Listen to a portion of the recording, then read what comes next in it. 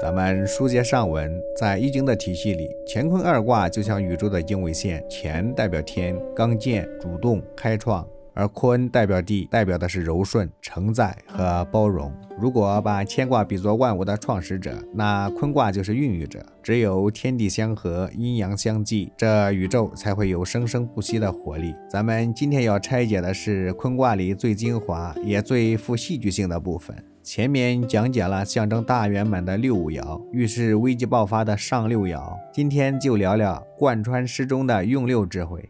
为什么坤卦会有用六？既然上六这么危险，我们该如何避免呢？易经给坤卦专门准备了一个补救方案，叫用六利用贞。讲完了最急的和最凶的，坤卦最后给了我们一个锦囊，叫用六。那什么是用六？乾卦有用九，坤卦有用六。用六的核心只有三个字：利用贞。这里的贞是坚守，而永是持久。孔子说这叫大忠，什么意思呢？就是说坤卦的智慧不是让你做成一件事就拉倒了，它是让你学会如何可持续发展。大地之所以能永恒，是因为它永远坚守自己承载的角色。大忠最好的结果是善终。在易经正史里特别强调了坤元不息，很多人做事开头很猛千元，但收尾很烂。坤卦的用六就是教我们如何收尾。一个人如果能一辈子守住初心，像大地一样厚重，他的一生就是大忠，就是圆满。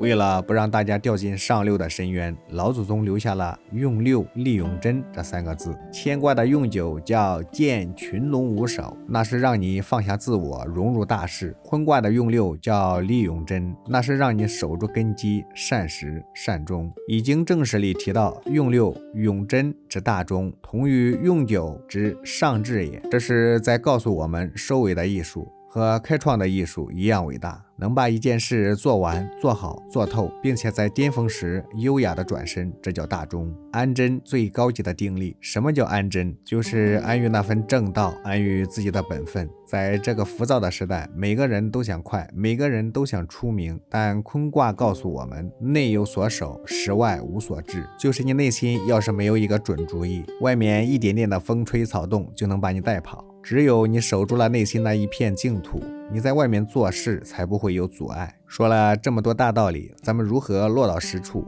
如果你想在现代社会修持坤卦智慧，建议尝试做一个大地色的人，情绪的大地化。大地是怎么处理垃圾的？它全盘接收，然后用漫长的时间去分解、去净化，最后长出花朵。面对批评和负面情绪，不要第一时间像乾卦一样顶回去，试着学坤卦，先承载下来，放在心里画一下，你会发现很多冲突在画的过程中就消散了。关系的承载力，最好的社交关系不是互相当对方的光，而是互相当对方的地。你需要我的时候，我就在那儿稳稳当当。这种安贞的力量远比一时的激情要持久得多。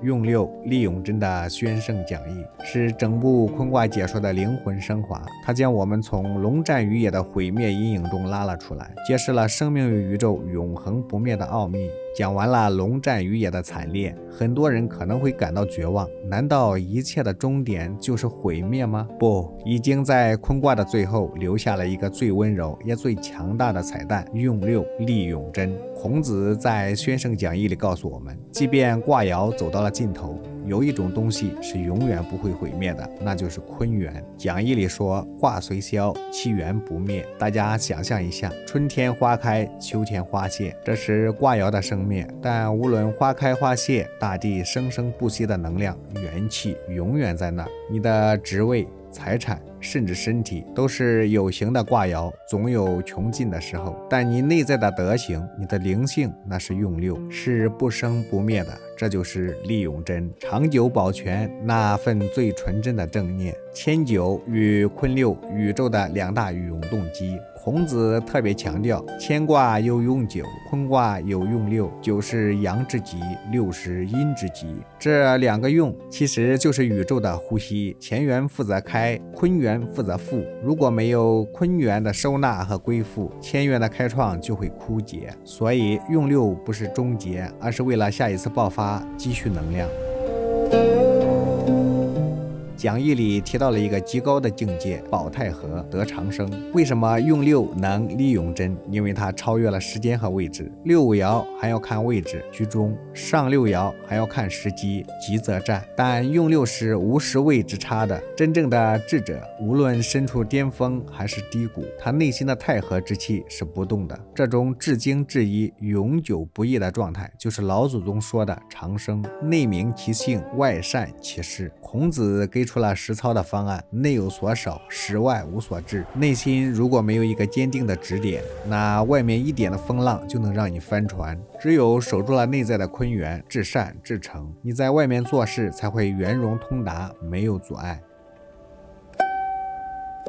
聊到这里，我们已经走过了坤卦的全部心路历程。我们要明白一个治理，乾坤不是两个分开的卦，它们是同一个生命的两面。乾卦教我们自强不息，像龙一样飞腾；坤卦教我们厚德载物，像大地一样承载。正如讲义所言，自坤顺以为己，至谦健，思无不易。如果你只有谦的刚健而没有坤的柔顺，你会折断；如果你只有坤的柔顺而没有谦的刚健，你会萎缩。真正的大人是把谦的剔力与坤的永贞完美融合的人。易经坤卦的解说，我们谈了履霜的危机，谈了黄商的尊贵，谈了龙战的惨烈，最后归结于用六的永恒。其实我们每个人脚下都踩着大地，手中都握着乾坤。当你遇到挫折时，想想先迷后得的淡定；当你获得成就时，想想文在中叶的含蓄；当你感到绝望时，想想元气不绝的希望。大地无言，却承载万物；君子不争，故天下莫能与之争。这就是关于易经坤卦的全部深度解说。这一路走来，我们不仅是在读古书，更是在读我们自己，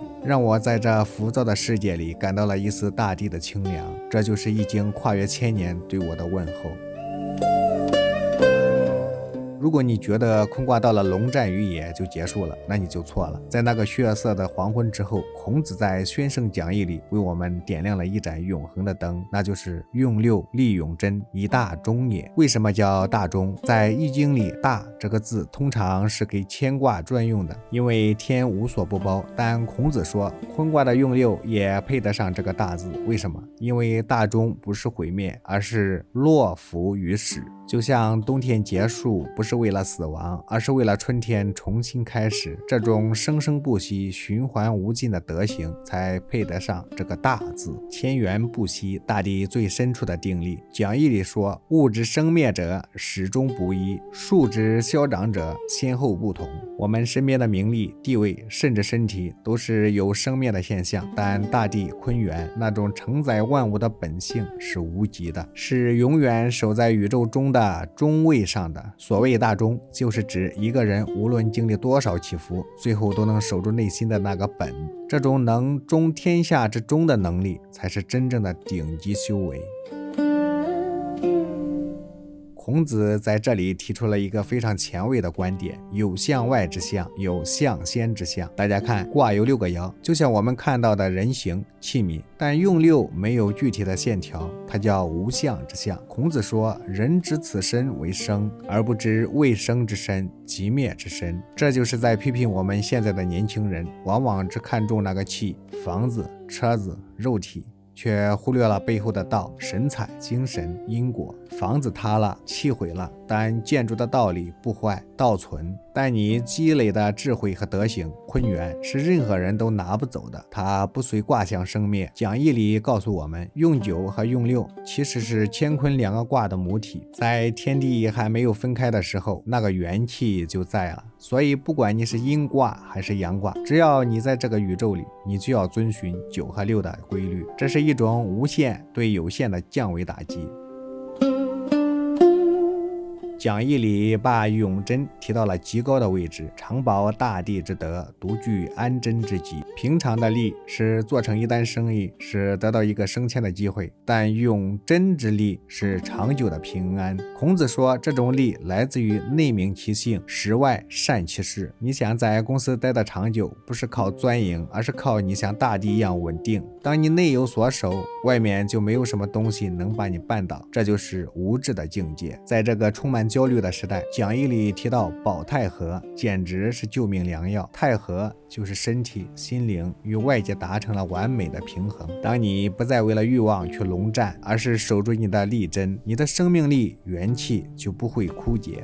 9、6合一，阴阳共舞的终极和谐。最后，孔子把乾元和坤元放在一起对比，乾元负责开，主元亨，向阳光播种；坤元负责收，主力针，向大地成物。讲义里有一句绝妙的话：9、6之计合，生化于是乎成。没有9，世界就没有动力；没有6，世界就没有结果。这就好比一个团队，如果你只有自强不息、谦的拼劲，而没有厚德载物、坤的包容，你的成功就是昙花一现。如果你能像用6一样，在功成名就后懂得待终，懂得回归到寂静、稳重、不张扬的状态，你才真正的达到了天下之至道。做一个永不凋零的坤元之花。朋友们，从初六的履霜，我们学会了茶微；到6、2的直方大，我们学会了坦荡；到6、5的黄商，我们见证了辉煌；到上6的龙战，我们警惕了野心。最后，在用6这里，我们找到了永恒。易经是让我们通过这些符号看清生命的底色。大地母亲告诉我们，不要怕慢，不要怕在下位，只要你守住那份安贞，只要你内心有纹，你就是这个宇宙最稳定、最强大的存在。这里是道无悦来，带你透过古人的眼睛看清今天的世界。愿你我都能立地而为天，守中而永恒。我们下期再见。